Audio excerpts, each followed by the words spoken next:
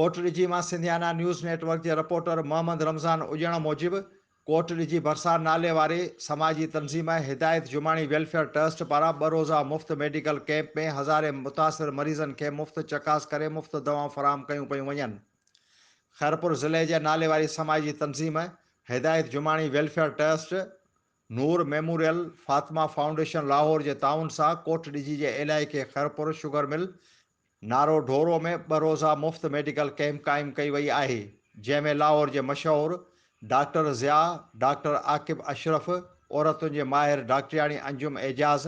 General physician doctor Nausheen, ॿारनि जी माहिर doctor Irfan Ali ऐं ॿियनि डॉक्टरनि हिसो वरितो।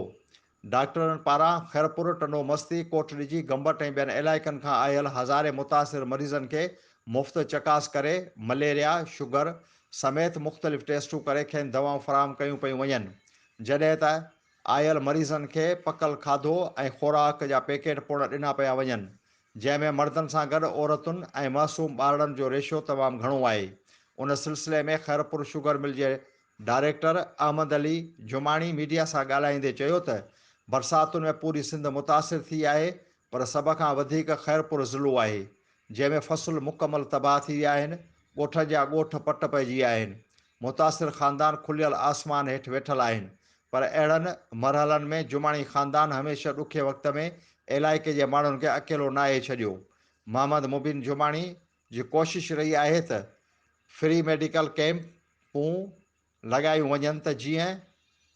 ग़रीब आवाम उन्हनि कैंपुनि मां फ़ाइदो हासिलु करे सघनि।